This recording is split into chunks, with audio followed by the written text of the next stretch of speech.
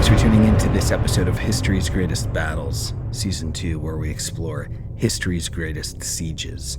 If you know somebody that enjoys this genre of history, please share the podcast with them and give us a review on your podcast app of choice. In the early decades of the 19th century, Mexico, newly independent from Spain, struggled to assert control over its northernmost provinces. Among them was Texas, a vast, thinly populated frontier contested by indigenous nations, opportunistic settlers, and an increasingly unstable central government. By the 1820s, Mexico had opened its borders to Anglo-American settlers under strict conditions. Loyalty to the Mexican Constitution of 1824 and conversion to Catholicism, yet enforcement was weak, and cultural allegiance remained distant. Within a few short years, Anglo settlers outnumbered Mexican citizens 5-1, creating a demographic and political imbalance that the Mexican authorities could neither reverse nor control. As Mexico drifted towards centralized authoritarian rule under Antonio López de Santa Anna, resistance hardened in Texas. What began as a movement to defend constitutional rights soon evolved into a fight for full independence. In this collision of military power, political failure, and frontier determination, a small outpost would become the stage for a confrontation that produced more than a simple military defeat. Its outcome altered the balance of North America. The survival of the Texian Rebellion led directly to the establishment of the Republic of Texas, the annexation of that republic into the United States in the Mexican-American War of 1846. That war redrew the map of the continent, transferring vast territories stretching from Texas to California into American hands. These conquests laid the groundwork for the rise of the United States as a continental power, shaped the political conflicts that led to the American Civil War, and influenced the global order that followed. The events that unfolded in that isolated compound in 1836 were not merely the concerns of Texas, nor even of Mexico. They shaped the fate of nations. Let's now experience the Siege of the Alamo. Welcome to History's Greatest Battles, Season 2, Episode 41, The Alamo. From the 23rd of February to the 6th of March, 1836. Texan forces, 189 men. Mexican forces, between 4,000 and 6,000 men. The fall of the Alamo ignited a fierce, unrelenting resistance to Santa Anna's advance, forging the resolve that would drive his army into the dirt and wrest from him the independence of Texas. In 1821, when Mexico finally tore itself free from the grip of Spain, the capital became a revolving door of rulers, each more uncertain than the last. With no clear vision for the nation's future, men seized power and threw titles upon themselves: emperor, president, dictator, as if the name alone could command loyalty. In 1823, Emperor Agustin de Iturbide, desperate to hold Mexico's remote frontiers, struck a deal with an unlikely partner, an American named Moses Austin, tasked with planting settlers in the wild province of Texas. 3 centuries of Spanish dominion had barely scratched Texas, where the Comanche ruled the southern plains with absolute violent force, crushing every attempt to settle or missionize in their path. To Mexico's leaders, Austin's Americans were more than settlers. They were cannon fodder, a human shield to protect the scant 4,000 Mexican citizens clinging to Texas. What Iturbide could not foresee was that Austin's small project would light a fuse that, in less than a lifetime, would blast away half of Mexico's domain. In 1823, Texas was a land of emptiness, broken only by 2 struggling towns, San Antonio to the west and Nacogdoches to the east.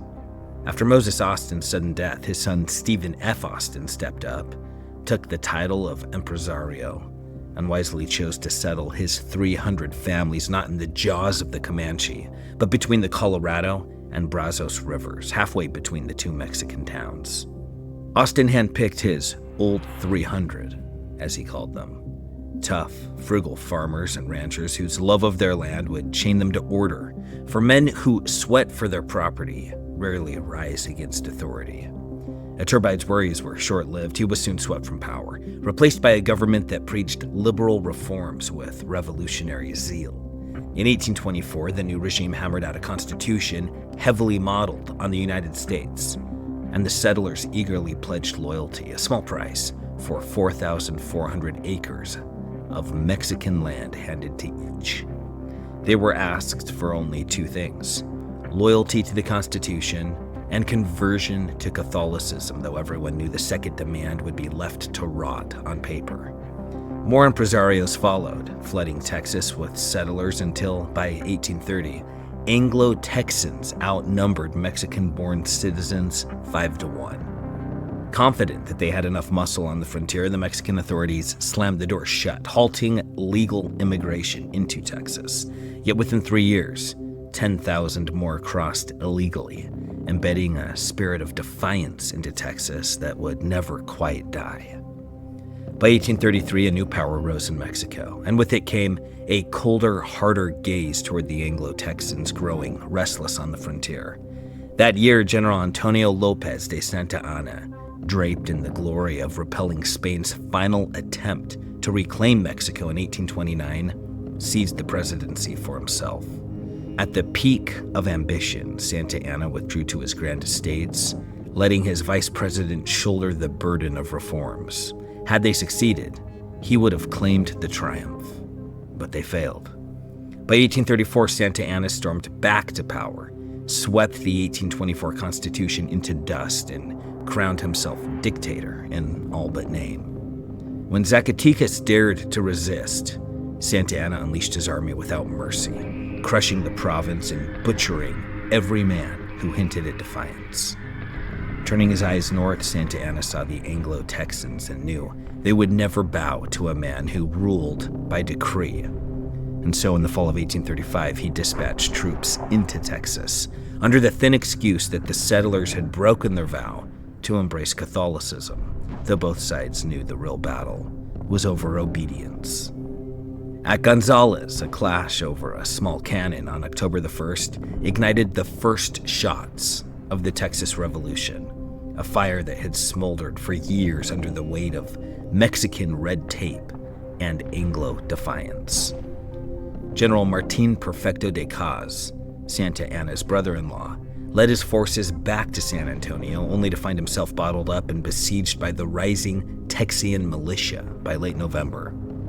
In mid-December, Texian fighters slipped into San Antonio, battling house to house for a bloody week until they captured the town. Then, with unexpected magnanimity, they paroled the beaten Mexican troops, knowing Santa Anna would come north, thirsting for vengeance, but guessing he wouldn't arrive before spring. Most of the 600 Texians melted away into their homes. Roughly 150 remained behind, scraping by on thin rations and stubborn pride amid the crumbling streets of San Antonio. Meanwhile, in December, the settlers formed a provisional government and named Sam Houston, a hard, seasoned man, as commander of the Texian army. Houston, knowing San Antonio was a death trap, ordered Jim Bowie to pull the garrison out before it was too late. But Bowie found something in San Antonio that seized him, an old, battered mission that had once housed Mexican troops, known to history as the Alamo. Armed with captured Mexican cannons and sheer grit, the defenders were already patching up the Alamo's failing walls. Bowie sent back a message to Houston. He was staying. The Alamo would not fall without a fight. Houston dispatched a young firebrand, William Barrett Travis, to pull them out, but Travis, once he set eyes on the place, threw in his lot with Bowie's defiant stand.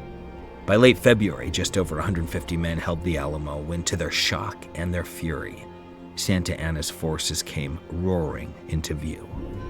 Long before the word of Caz's defeat reached him, Santa Anna had already wrung loans from the coffers of Mexico City, fueling his march north with gold seized by intimidation. By the time Santa Anna's army, a grim column of regulars and pressed conscripts, neared the Rio Grande, they met Caz retreating south, broken and beaten. At the sight of Casa's battered forces, Santa Anna's rage boiled over. He swore a vengeance so complete that Texas would drown in its own defiance. On February 23, 1836, Santa Anna reached San Antonio and unleashed his army, somewhere between 4,000 and 6,000 strong, to encircle the Alamo, like a noose tightening on the neck of a condemned man. He ordered the cannons to blast without pause day and night, pounding the battered mission while the defenders, starved of gunpowder, could do little more than endure. Inside the Alamo, they had cannon aplenty, but precious little powder to feed them. The siege lines were loose, and when Bowie fell ill, Travis seized command, sending 3 riders through the gaps in the Mexican lines to beg for reinforcements. In his letters, Travis wore the mask of bravery, but between the lines, the desperation bled through. 32 men from Gonzales answered the call, slipping through the darkness and braving Mexican lines to reach the dying fortress. With their arrival, the Alamo's defenders now stood at roughly 189 men, though history leaves room for debate on the exact count. It was a pitifully small band to defend a perimeter that wrapped around the old church, 2 barracks, and a yawning open courtyard. The mission's walls were thick, once enough to keep Comanche raiders at bay, but they were never meant to withstand the iron hail of modern artillery. That the defenders held out 13 days owes less to their own strength and more to the poor marksmanship of Santa Anna's gunners, who wasted shot after shot against stubborn stone. The Mexican artillery stayed well back at first, for Santa Anna's men quickly learned that the Texian riflemen inside could drop a soldier at a distance with brutal accuracy. On the night of March 5th, the cannons fell silent for the first time since the siege began. Weary Texian guards strained to stay alert, suspicious of the sudden quiet that pressed in after days of thunder. Under the cover of night, Santa Anna's infantry crept into assault positions, sharpening their bayonets and steeling themselves for a slaughter at dawn. An overeager shout from the Mexican ranks shattered the silence, and in that instant, the defenders knew the hour had come. In the dark confusion, with many of Santa Anna's troops raw and green, the first assault stumbled and broke against the Alamo's battered walls. Texian riflemen, grim and steady, hurled back the first attack, but Santa Anna's officers rallied their men, and on the second charge, the Mexicans surged over the broken walls. Inside the mission, the defenders were outnumbered by staggering odds, and from that moment, the end was no longer in doubt. William Travis is said to have died early, pistol and sword in hand, while Jim Bowie, racked with illness, fought briefly from his cot before being cut down and slaughtered. The last stand fell to the men holed up inside the church, but without heavy arms, they were doomed from the start. Mexican accounts tell of many defenders, perhaps half, trying to break out to the southeast only to be cut down mercilessly by cavalry lying in wait. By 8 o'clock that morning, it was finished. The Alamo had fallen. In the 1970s, a diary surfaced, said to belong to Enrique de la Peña, an officer who had ridden at Santa Anna's side. Historians to this day argue over its authenticity, but within its pages, the final moments of the Alamo are painted in a way that shattered the old heroic legends. Since 1836, it had been gospel that every man at the Alamo died fighting to the last breath, but de la Peña wrote that a few, including former U.S. Congressman Davy Crockett, were captured alive. Santa Anna's officers pleaded for mercy for them, but the general, true to his brutal code, ordered the prisoners slaughtered as traitors. One of the enduring tales of the siege is that young William Travis, just 26 years old, drew a line in the dirt with his sword, asking those who would stand and die with him to cross it. The story goes that every man crossed but one, a French veteran named Moses Rose, who slipped away into the night. Whether Travis ever drew that line is a matter of pure speculation. The story didn't surface until decades later, and the few surviving women never spoke of it. The Alamo was a battle that never should have been fought. A brutal stand in the wrong place at the wrong time. A guerrilla war, fast and mobile, suited to Texas and the rough men who called it home. would have bled Santa Anna dry far better than any last stand at a crumbling mission. The Alamo was a ghost, too far from help. Houston knew it. While Travis and Bowie clung to the dreams of reinforcements, Houston never had any intention of marching to San Antonio's rescue. The Alamo's fall delayed Santa Anna less than a fortnight, but the sacrifice lit a fire across Texas and the South, driving men in droves to Houston's ragged army. Knowing the art of war, Houston withdrew before Santa Anna's advancing columns, just as the settlers fled, until it was the Mexican army itself that stretched too thin across the wild country. Santa Anna, still drunk on his ambition, split his army to spread terror, and it was a fatal mistake. On April the 21st, Houston struck at San Jacinto with fewer than 800 men, smashing Santa Anna's 1,500 in a brutal, unstoppable attack, which we covered in Season 1. Santa Anna's capture sealed his humiliation. At gunpoint, he signed the Treaty of Velasco, granting Texas its independence. Years later, when Texas joined the U.S., that same treaty would help ignite the Mexican-American War of 1846. When that war ended, it was not just Texas that had changed hands. It was all of northern Mexico, stretching clear to the Pacific Ocean, swallowed up by the United States. Back at the start of the Alamo siege on March 2nd, Texas's provisional government had already declared independence, though few inside the old mission would live to hear it. When the smoke of the war finally lifted, it was not just Texas that slipped from Mexico's grasp. It was a continent's worth of dreams.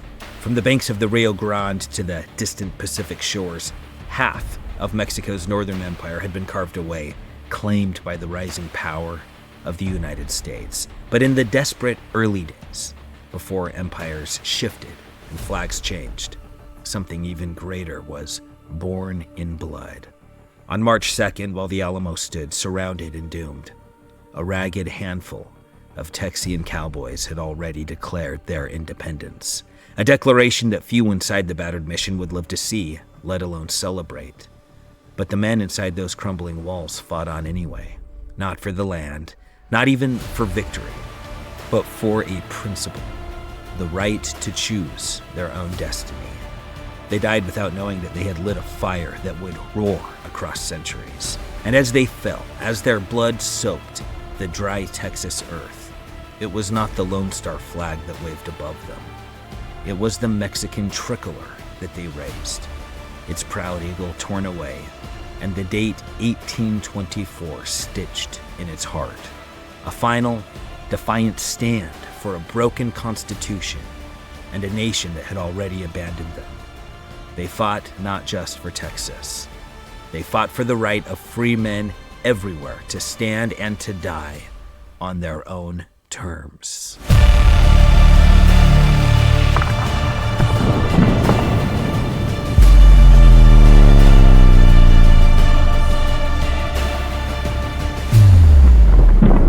Hope you enjoyed that. Let's now descend into the killing fields of the comment section.